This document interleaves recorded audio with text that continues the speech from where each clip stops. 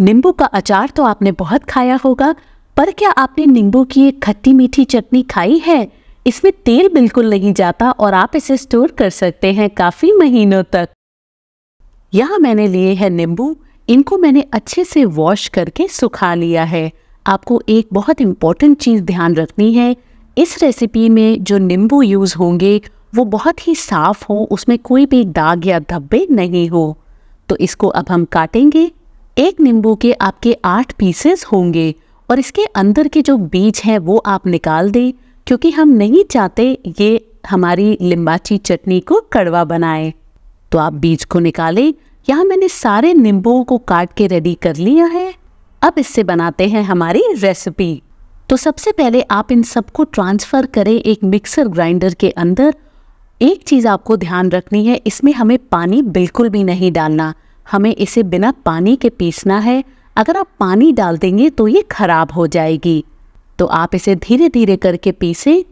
आप देखें इस पॉइंट में अभी भी इसमें मोटे पीसेस हैं, तो आप स्पून की हेल्प से अच्छे से इसको स्टर करें और फिर से आप इसे एक बार ग्राइंड करें। आप चाहें तो इसको पूरा फाइन भी कर सकते हैं, सिर्फ थोड़ा दरदरा रख सकते हैं। अगर आप देखें मैंने इसे थोड़ा मोटा रखा है क्योंकि मुझे वैसा पसंद है, तो ऐसा ही टेक्सचर हमें चाहिए। तो अब सारे नींबुओं को आप ट्रांसफ़र करें एक पैन के अंदर और हम इसे मीडियम हीट पे कुक करेंगे 2 मिनट तक। आप इस रेसिपी को कौन सी सिटी या कंट्री से देख रहे हैं मुझे लिखकर ज़रूर बताएं। यहाँ आप देखें इसमें कुछ बबल्स आने लगे हैं, ऐसा ही हमें चाहिए। अब मीठे के लिए मैं इसमें डाल रही हूँ गुड़। आप चाहें तो चीनी का यूज़ भी कर सकते हैं या आधा गुड़ या आधी चीनी भी ले सकते हैं। इन सबको भी अब आप अच्छे से मिक्स करें। तो जनरली ये जो लिम्बाची चटनी बनती है ये बहुत ही मज़ेदार, टेस्टी, खट्टी मीठी बनती है। अभी हम इसे कुक करेंगे ताकि जो गुड़ है हमारा वो कम्प्लीटली डिज़ोल्व हो जाए।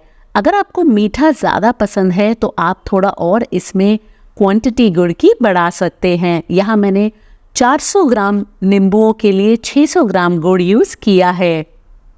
तो आप देखें 3-4 मिनट बाद इसमें बबल्स आने लगे हैं और गुड़ हमारा डिज़ोल्व होने लगा है। इसको हमें कम्प्लीटली पिघलाना है। तो यहाँ आप देखें अभी ये पतला है, जैसे जैसे हम इसे कुक करते जाएंगे ये हमारा जो मिक्सचर है ये और पतला होगा। आप देखें मैंने इसे 3 से 4 मिनट तक कुक कर लिया है। जो कलर है इसका थोड़ा डार्क हुआ है और गुड़ भी हमारा कम्प्लीटली डिज़ोल्व हो गया है। और अब हम इसमें डालेंगे हमारे स्पाइसेस। तो सबसे पहले डालेंगे कश्मीरी रेड चिली पाउडर, भुने हुए जीरे का पाउडर, काला नमक, ये बहुत ही मज़ेदार टेस्ट देगा, और उसी के साथ रेगुलर नमक। तो इस चटनी में बहुत सारे स्पाइसेस नहीं जाते, ऑयल तो हम इसमें बिल्कुल भी नहीं डालते। बस अब आप इन सबको अच्छे से मिक्स करें और आप देखेंगे जैसे जैसे ये कुक होती जाएगी ये गाढ़ी होती जाएगी और इसका कलर भी डार्क होता जाएगा। जैसे मैंने आपको कहा मैंने थोड़े मोटे पीसेस इसमें रखे हैं, बट अगर आपको नहीं पसंद आप इसको थोड़ा और ज़्यादा ग्राइंड कर सकते हैं, ये कम्प्लीटली ऑप्शनल है। यहाँ देखिए मैंने इसे 8 से 10 मिनट तक कुक किया है और ये हमारा थोड़ा थिक हुआ है। आप चाहें तो इस पॉइंट पे भी इसको रख सकते हैं या फिर अगर आप चाहें इसको थोड़ा और कुक करें। बस एक चीज़ ध्यान रखें, आप कभी भी इसे ढक के नहीं पकाएं क्योंकि हम नहीं चाहते पानी इसके अंदर आए, वरना इसकी शेल्फ लाइफ कम हो जाएगी।